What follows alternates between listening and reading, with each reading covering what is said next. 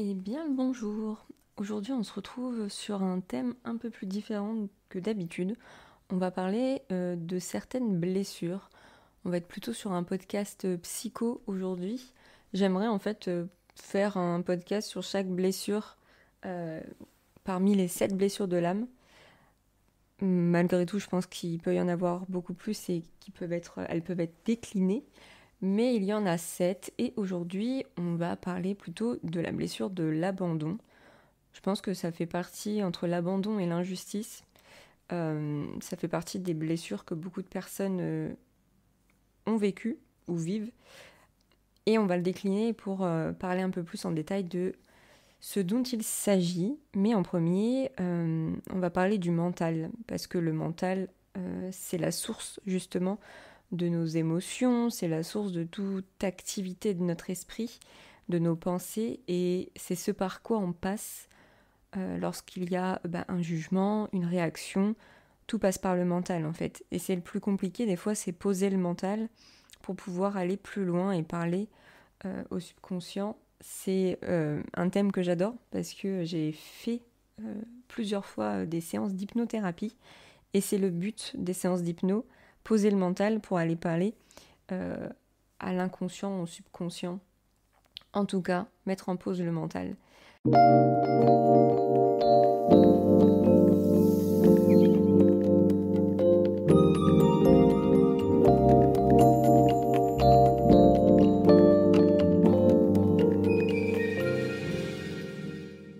Mais avant toute chose, je vais me présenter. Si vous ne me connaissez pas, je suis Aurore au naturel. Je suis sur YouTube depuis plus de 10 ans. Notamment, j'ai créé ma chaîne YouTube pour pouvoir partager des choses autour du thème du bien-être, des soins naturels, des soins autour des cheveux surtout. C'est ce pourquoi j'ai été connue sur YouTube. Et ensuite, j'ai développé Instagram où vous pouvez me retrouver très régulièrement. Mais aussi, je suis présente sur d'autres réseaux sociaux et notamment aussi depuis 2 ans maintenant, j'ai passé un diplôme, une formation diplômante autour de la naturopathie et de l'accompagnement au niveau de l'hygiène de vie, du bien-être. Donc je propose des consultations que vous pouvez réserver sur mon site aurorenaturel.fr, sachant que je propose une consultation de 30 minutes gratuite où on peut parler de la naturopathie, mais on peut parler d'une problématique précise ou de certaines choses que vous voulez mettre en place. Donc voilà, n'hésitez pas à venir me voir sur aurorenaturel.fr, mais aussi sur mon compte Insta en DM, Aurore au naturel.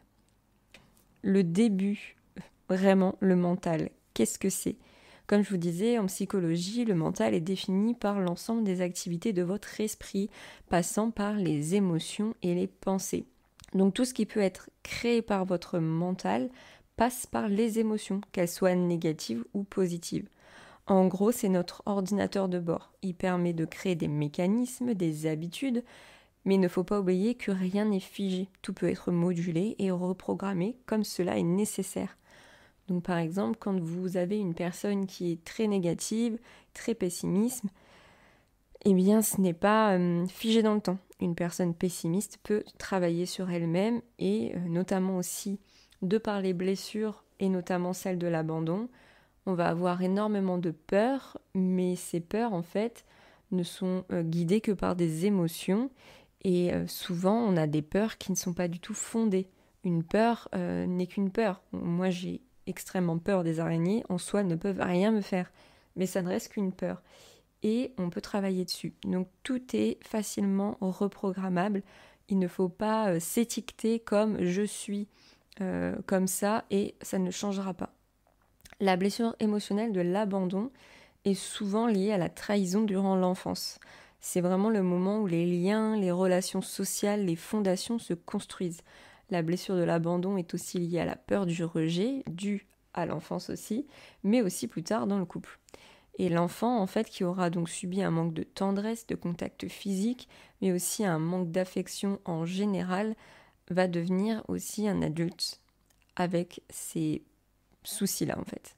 À la naissance, une dépendance se crée avec la mère, de manière affective, mais aussi pour la survie, parce que normalement, et selon beaucoup de cas, la mère allaite, la mère nourrit. Si on revient vraiment aux prémices et à l'essence même d'une maman, c'est ça en fait, elle va allaiter son enfant.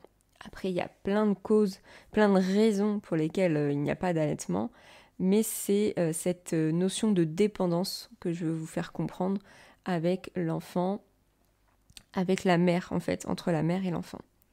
Et lorsqu'il va y avoir une cassure ou que ce lien ne va pas exister du tout, l'enfant va évoluer via une faille. Ce lien non créé sera en perpétuelle recherche durant l'âge adulte, mais aussi durant les différentes étapes de croissance de l'enfant. À l'âge adulte, cette douleur sera d'autant plus forte quand il va y avoir un nouvel abandon, que ce soit amical, amoureux ou au niveau du travail par exemple. Ce qu'il faut savoir, c'est qu'on a 5 grands liens d'attachement qui existent. De par déjà la bouche, donc tout ce qui est succion, baiser, allaitement, nourriture, tout ce qui va être au niveau corporel avec les étreintes, les partages d'intimité, avec la voix, avec les cris, les dialogues, la communication, mais aussi le sourire, et enfin le rapprochement plutôt social, aller vers l'autre. L'abandon, en fait, va décliner plusieurs blessures. Un abandon, c'est plutôt complexe et il y a différentes choses qui se mettent en évidence durant un abandon. Il va y avoir 7 blessures qui sont liées à la blessure de l'abandon. En premier lieu, ça va être le rejet qui peut s'installer très tôt, dès la naissance. L'enfant peut être rejeté et les enfants, personnes qui ont été rejetés s'effacent pour ne plus exister. En fait, on ne leur a pas donné d'importance, donc ils ne s'accordent aucune valeur vu que l'on ne leur a pas accordé d'importance. Ces personnes aussi ont un besoin perpétuel de se sentir rassurées, sécurisées ou de contrôler les situations. Ensuite, l'abandon en tant que tel peut se produire avec un des deux parents ou les deux. La personne va avoir un besoin panique de présence, de soutien de la part de l'autre parent et va déclencher une énorme difficulté à être seule. Forcément, il va falloir combler un manque. Il y a aussi l'humiliation, c'est une blessure qui va souvent être liée avec la mère entre 1 et 3 ans, ce qui va entraîner un sentiment d'indignité. Je ne suis pas digne d'être aimée, je ne suis pas digne d'être son enfant. Cela engendre aussi le fait que la personne se rejette une faute perpétuelle ou une culpabilité récurrente. Après, ce que je vous dis là, ce sont vraiment des grandes lignes de par des études psychologiques, mais on est d'accord qu'on ne rentre pas tous dans ces cases-là et que notre parcours est individuel et propre à nous-mêmes et que vous pouvez avoir vécu quelque chose de similaire mais ne pas ressentir certaines choses, ce qui est tout à fait normal. Ensuite, on a la trahison. Ce sentiment va s'implanter entre 3 et 4 ans. Avec le parent du sexe opposé, cela engendre une grande méfiance envers tout le monde. Ce sont des personnes qui peuvent se protéger de la trahison par des mensonges, par exemple, parce qu'elles ont un énorme besoin de tout contrôler. Vous allez peut-être entendre mon chat ronfler en fond. C'est fort probable. Ensuite, l'injustice. Ce sentiment va s'installer entre 4 et 6 ans avec le parent du même sexe. Cela engendre une personne qui est coupée de tout affect. Ce sont des personnes en fait qui ne veulent pas montrer leur défaillance malgré leur grande souffrance. Ce sont des personnes très perfectionnistes. Ensuite, on va avoir la dévalorisation. Entre 4 et 8 ans, ces personnes vont subir le regard des gens, vont se sentir rabaissées. Elles vont être plutôt enclins à procrastiner, à ne pas prendre beaucoup d'initiatives et auront tendance à vivre dans les désirs des autres plutôt que d'écouter les leurs. La privation, cela va se manifester très tôt, lorsque le nouveau-né est face à une mère indifférente. Le besoin originel et primordial du bébé n'étant pas comblé, cette blessure structurelle fondamentale va être indélébile. La blessure de l'abandon en fait fait naître des adultes assez solitaires, porteurs de troubles psychologiques voire psychiatriques, et leur corps étant habitué à souffrir, à être privé, ce sont des personnes en fait qui ont une très grande adaptabilité et une capacité vraiment de se fondre, d'être un caméléon. Alors, qu'est-ce qu'on peut mettre en place pour travailler cette blessure ? Ce qu'il faut déjà savoir, c'est qu'il faut le déceler. Il faut être sûr de souffrir de cette blessure-là, d'avoir compris les étapes de cette blessure et ne pas en fait s'identifier à cette blessure. Le fait déjà de savoir qu'on a vécu telle ou telle chose, ça peut nous permettre de nous aiguiller et de commencer à travailler sur soi. Et c'est très important, c'est très enrichissant de travailler sur soi durant toute votre vie. Vous allez vivre des étapes assez importantes, vous allez vivre des obstacles, vous allez vivre des épreuves et ça fait partie de la vie. Donc mieux on est préparé, mieux c'est. Et il faut surtout analyser les choses et ne pas subir les choses.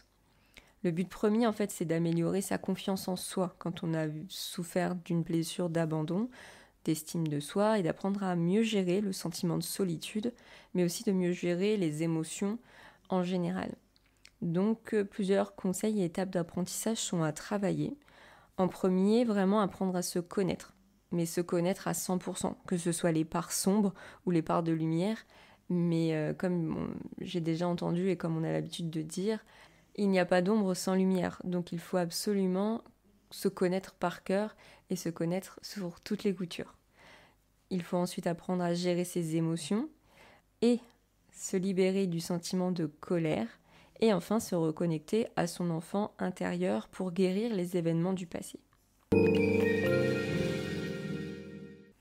Donc en premier, apprendre à se connaître. Pour débuter, il faut vraiment s'affranchir de toutes les croyances qu'on a sur soi-même. Il faut arrêter de se donner des étiquettes. C'est quelque chose qu'on a eu l'habitude, mais c'est surtout le résultat d'une mauvaise estime de nous, ce qui nourrit d'autant plus la peur de l'abandon. Vos croyances ne vous définissent pas, ce n'est qu'une interprétation de ce que vous croyez être, mais elles ne représentent pas du tout une vérité. En revanche, ça va conditionner votre quotidien. En effet, à force de se répéter que l'on ne sait pas rester seul ou qu'on n'est pas capable de gérer telle ou telle situation, ça va être le cas en fait. Et ça ne sera pas surprenant que, en effet, ce soit le cas. Pour la petite anecdote, et encore assez récent, pendant des années, je me suis dit que j'étais incapable de vivre en colocation, de vivre avec d'autres personnes que ma famille ou mon conjoint. J'avais fait cette expérience il y a quelques années, mais j'étais pas du tout dans le bon contexte pour voir les côtés positifs de vivre en colocation.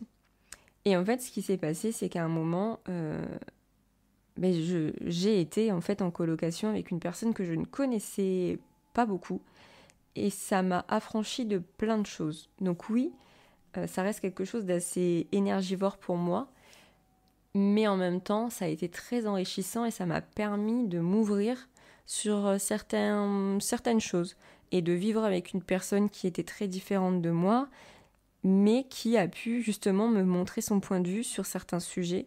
Et vraiment, ça a été un cadeau pour moi. Ça m'a vraiment permis de passer à une autre étape dans ma vie.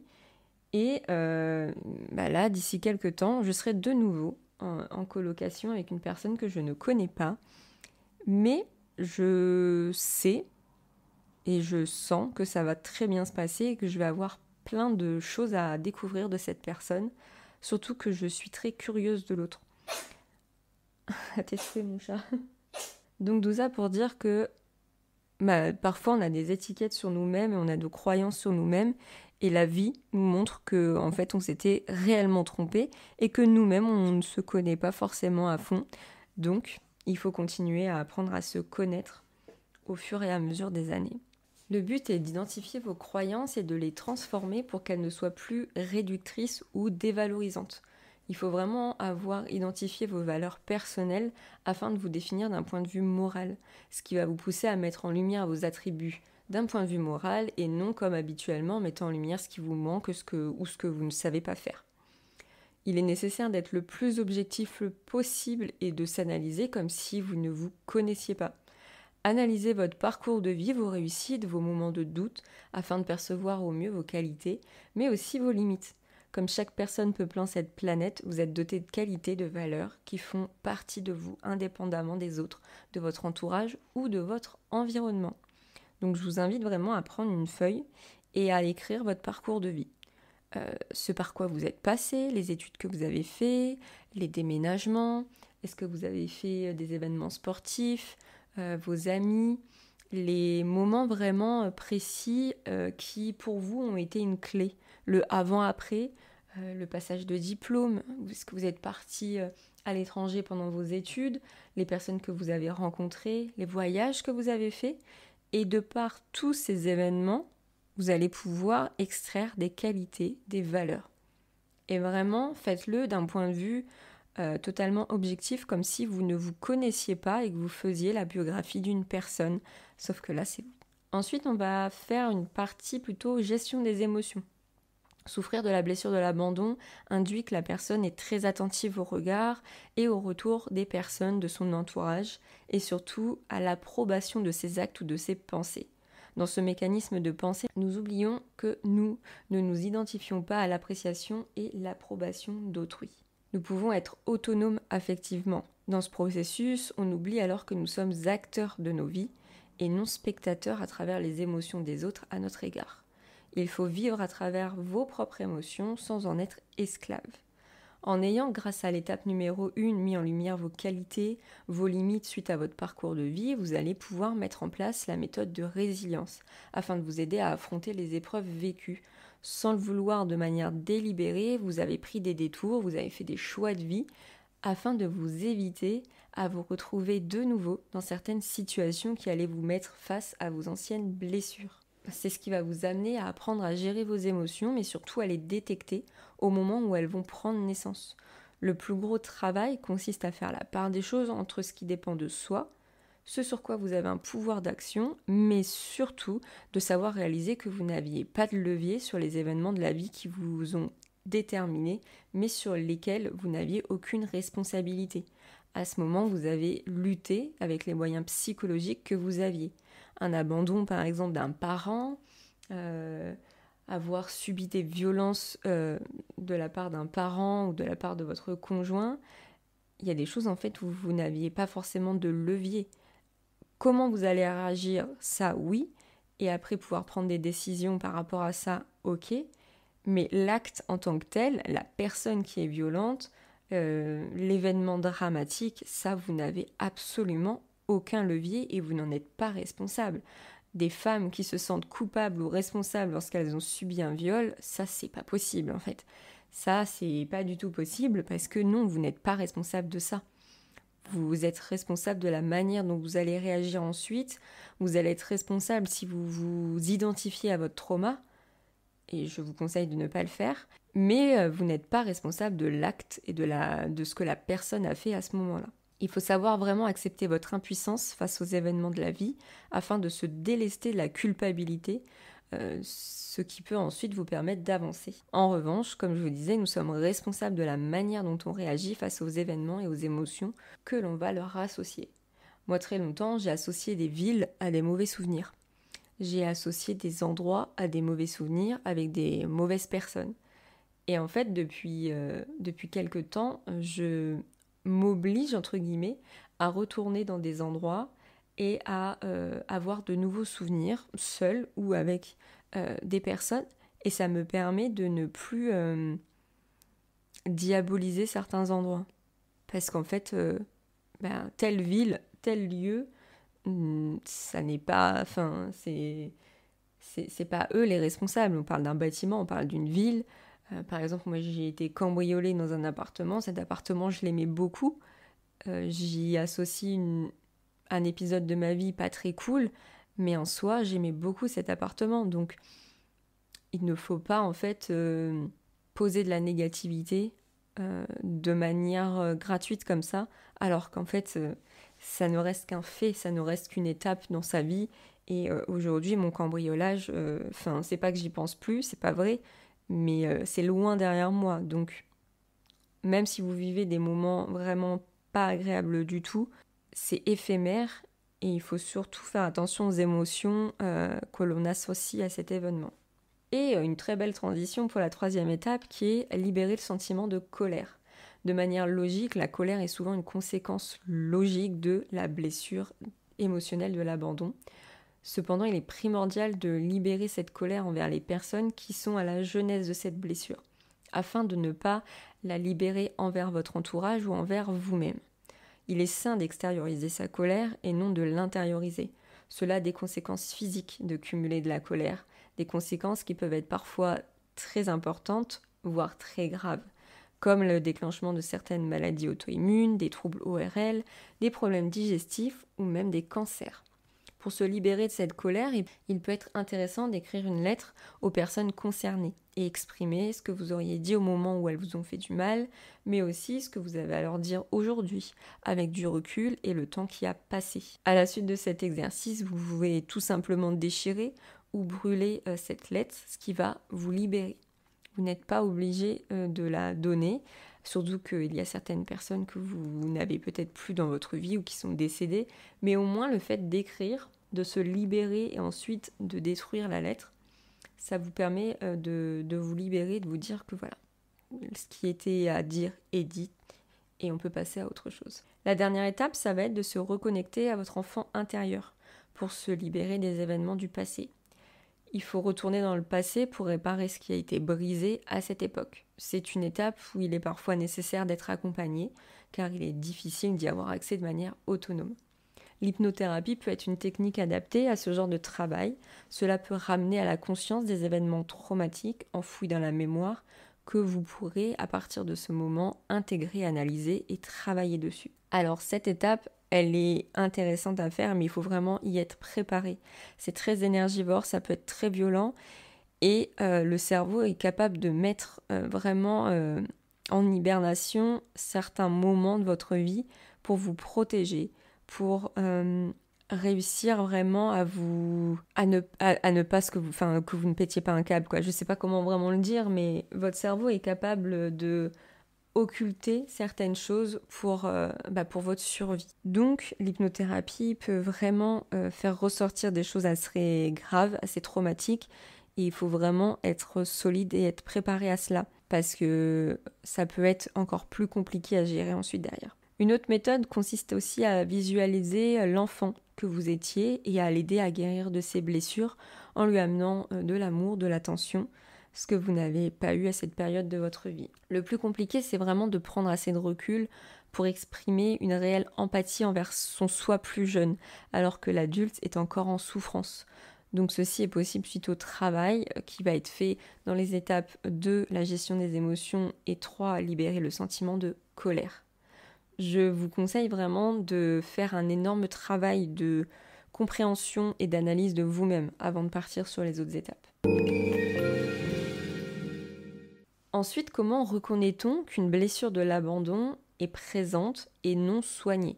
Parce que parfois, on a des personnes autour de nous où on sent qu'il y a quelque chose, mais on ne sait pas forcément qu'est-ce qui se passe dans leur vie. Est-ce que c'est quelque chose de récent ou est-ce qu'il y a quelque chose de plus loin, une névrose plutôt lointaine qui sommeille depuis des années et cette personne-là n'en a peut-être pas du tout conscience non plus. Une peur de l'abandon, en fait, non soignée, fait perdurer des comportements de la personne qui se sent abandonnée des dizaines d'années après.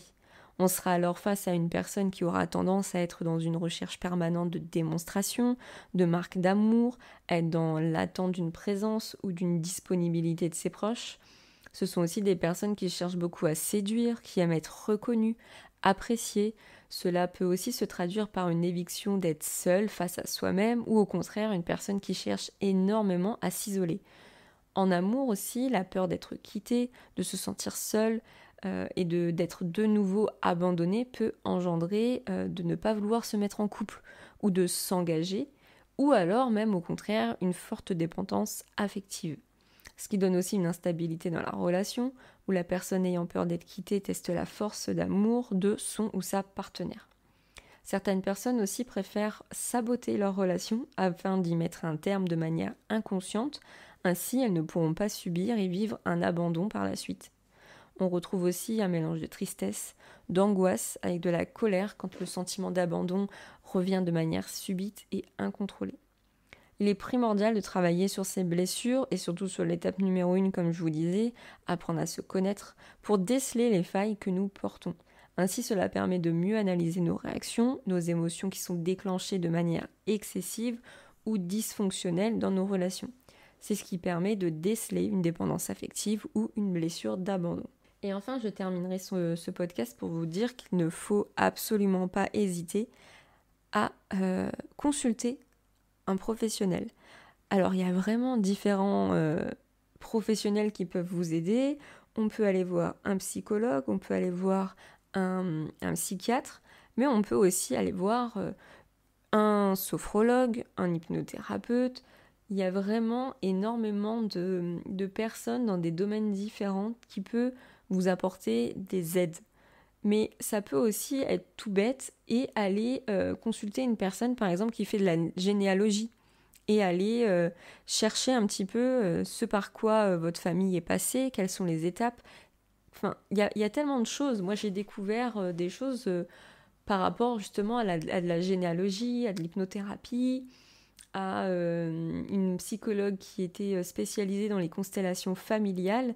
Et en fait, ça vous ouvre des portes où à la base, vous venez pour un sujet précis et en fait, ça dévie sur d'autres choses et ça vous ouvre des portes et ça vous permet, comme je vous disais, d'apprendre à se connaître d'autant plus, vraiment de manière profonde, du côté ombre et du côté lumière. Et pour moi, c'est vraiment une plus-value pour son cheminement de vie.